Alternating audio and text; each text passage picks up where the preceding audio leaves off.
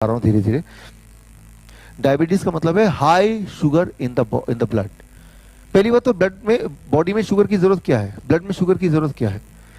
इस वक्त आप जिंदा हैं, आप एनर्जेटिक हैं, राइट। तो आपके बॉडी में अनगिनत सेल्स हैं, हर सेल को हर पल जिंदा रहने के लिए एनर्जी की जरूरत है, राइट। वो एनर्जी कहाँ से आता है, वो शुगर को बर्न करता है जिससे एनर्जी पैदा होता है। Sugar is a source of energy. Blood क्या करता है, शुगर को सेल्स के अंदर डालता है, सेल्स क्या करता है, उसको बर्न करता है और उससे एनर्जी, ताकत पैदा होती है जिससे आप अभी जिंदा हैं। शुगर अच्छा है कि बुरा है, इज गुड और bad? Very good. Sugar means, blood sugar means energy. High sugar is good और बैड? हाई एनर्जी, डॉक्टर बोलेगा आपका ब्लड शुगर 500, आप खुश, अरे बाप रे मेरी एनर्जी इतनी ज्यादा आज, नहीं। Here you have to understand little bit. Blood circulatory system जो हमारा, वो है हमारे ह्यूमन बॉडी का 60,000 किलोमीटर टू 1 लाख किलोमीटर।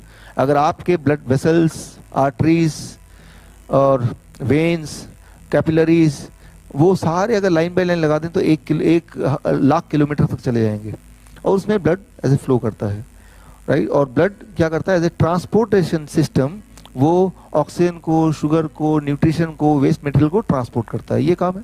जैसे आपका शहर में ट्रांसपोर्ट सिस्टम वैसा पूरा फैला हुआ है एक जाल, उसी तरह से हमारे बॉडी में एक जाल फैला हुआ है ट्रांसपोर्टेशन सिस्टम का। और उस ट्रांसपोर्टेशन सिस्टम को एफिशिएंट चलाने के लिए एक मैनेजमेंट है कि कितना शुगर रहना चाहिए ताकि ट्रांसपोर्टेशन सिस्टम स्लो ना हो जाए। शहर में अगर सड़क पे ज्यादा गाड़ियां होंगी तो क्या होगा, transportation system will become slow. मैं देख रहा था कुछ लोग अभी भी लेट पहुंचे, क्यों भाई, ट्रांसपोर्ट सिस्टम में वहां अटक गए रास्ते में। ठीक इसी तरह से जब शुगर का लेवल एक लेवल से ज्यादा होता है आपके बॉडी में, तो बॉडी का ट्रांसपोर्टेशन सिस्टम स्लो हो जाता है। यानी कि फिर न्यूट्रिशन, ऑक्सीजन, वेस्ट मटेरियल, उनका ट्रांसपोर्टेशन स्लो होने से किस पे असर करेगा, कौन से ऑर्गन पे असर करेगा? हार्ट पे करेगा, किडनी पे करेगा, आंखों पे करेगा, लंग्स पे करेगा, लिटरली हर ऑर्गन पे करेगा। किसी पे जल्दी, किसी पे बाद में। आपके शहर का ट्रांसपोर्टेशन सिस्टम अगर स्लो हो जाए तो सबसे ज्यादा असर किस पे करेगा? आप बोलेंगे सबसे पहले तो उसको पे असर करेगा जो इमरजेंसी पेशेंट होगा, फिर उस पे करेगा जिसके कोई इंटरव्यू देने जा रहा हो, उसकी जॉब लगने वाली हो, राइट। इस तरह से करते करते करते करते आप पाएंगे ऐसा कोई भी नहीं है जिस पे असर नहीं करेगा। फाइनली हर एक पे करेगा। किस लेवल का असर कब करेगा वो एक अलग क्वेश्चन है, बट करेगा जरूर।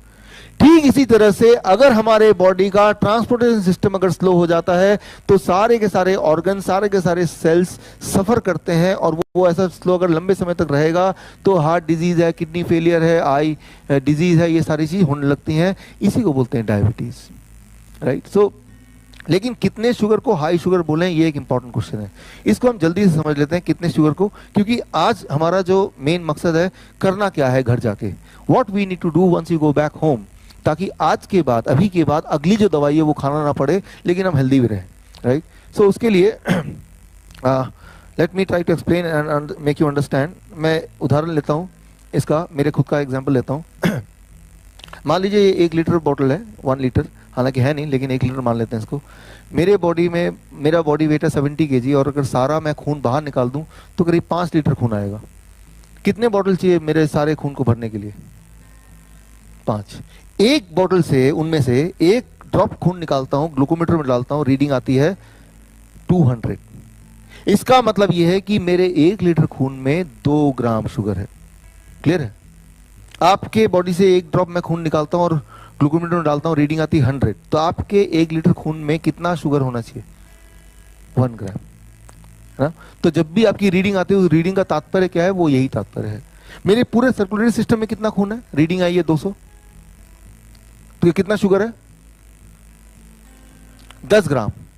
अगर मेरे पूरे ब्लड सर्कुलेशन से सारा शुगर निचोड़ देंगे तो 10 ग्राम शुगर निकलेगा, राइट। करीब 4 चम्मच शुगर निकल जाएगा। So that is what is that, right. तो वो एक लेवल से ज्यादा शुगर होगा या एक लेवल से कोई भी न्यूट्रिशन ज्यादा होगा तो वो हमारे सर्कुलेटरी सिस्टम को चोक करेगा, यानी कि स्लो करेगा, जिससे बीमारियां होती हैं। यही है, दैट इज कॉल्ड डायबिटीज।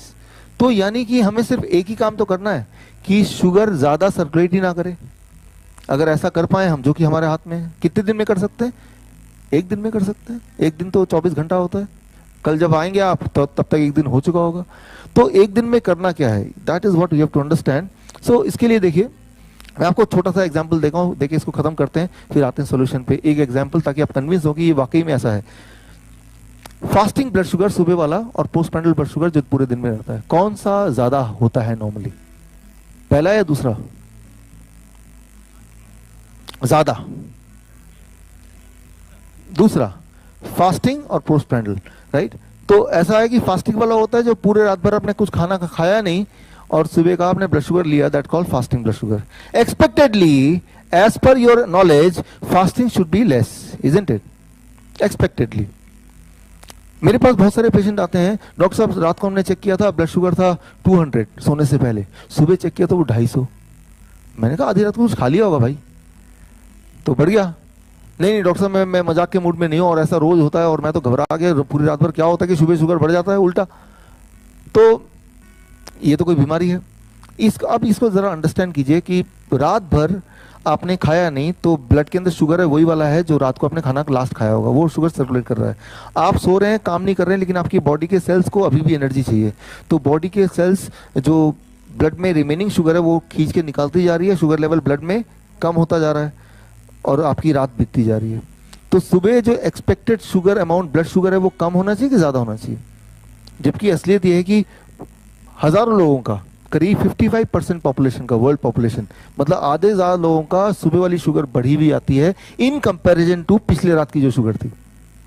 कारण ये कि रात भर में शुगर कम होती जा रही, कम होती जा रही, कम होती जा रही। करीब 4 बजे फॉर एग्जाम्पल ब्रेन देखता है कि शुगर काफी कम हो गई, अब तो 50 तक पहुंच गई है और कम हो गया तो आप मर जाएंगे। तो ब्रेन तब लिवर को बोलता है कि भाई ऐसा करो, लिवर में स्टोर शुगर होता है, आपको पता है कि थोड़ा शुगर उधार देते हो, ब्लड में डाल दो, ताकि जब आप उठें तो आप एनर्जेटिक फील करें और जब तक आपने ब्रेकफास्ट ना किया हो तब तक उस शुगर से आपका बॉडी काम कर पाए। इसे कहते हैं डॉन फिनोमिना। डॉन फिनोमिना कोई बीमारी का नाम नहीं है, it is not a name of any disease, right. Dawn phenomena मतलब ब्रेन ने डिसाइड किया है कि आपके उठने से 1 घंटे पहले वो लिवर से बोल के कुछ शुगर ब्लड में डालेगा ताकि जब आप उठें आप एनर्जेटिक फील करें, ना कि एग्जॉस्टिव फील करें। तो ये ब्रेन ने हेल्प किया, आपकी बॉडी ने आपको हेल्प किया आपके दिनचर्या को ठीक से करने में। तो ये कोई बीमारी नहीं है, लेकिन इसी को हम बीमारी मान लें और दवा लेने लगे तो ये एक डिजास्टर है, राइट। तो यानी कि एक ड्राइवर गाड़ी चला रहा है जो कि एक्सपर्ट ड्राइवर है, आप पीछे पैसेंजर हैं, आपको कुछ पता ही नहीं है, अचानक आप ड्राइवर का गला पकड़ लेते, ला मैं थोड़ा स्टीयरिंग मैं भी चला लूं, राइट। तो वो गाड़ी का क्या होगा आप जानते ही हैं, राइट। कि सुबह का जो ब्लड शुगर है वो ज़्यादा अगर रहता है तो वो कोई बीमारी नहीं है, वो ब्रेन का डिसीजन है कि आपका ब्लड शुगर ज़्यादा दें ताकि आप अपने काम कर पाएं पूरी तरह से शुगर यूज़ करके, जब तक कि आप ब्रेकफास्ट नहीं कर लेते, which is called as dawn phenomena. इसका नाम है डॉन फिनोमिना। ये 2005 की बात है, उससे पहले लगता था कि सुबह का कम होना चाहिए, रात का। लॉजिकली ऐसे ही है, बट हमारा ब्रेन के अंदर बहुत सारी ऐसी चीज़ें जो इंसान को पता नहीं है वो धीरे धीरे पता चल रही हैं, राइट। लेकिन जब पता चल रही है तो ये क्लैरिफिकेशन एक आम आदमी मेडिकल जर्नल में पढ़ेगा नहीं, वो यही मानता रहेगा कि मेरी सुबह की शुगर ज्यादा है तो मैं बीमार हूं, वो 100 से नीचे है तो ही ठीक है, जबकि ये नियम नहीं है।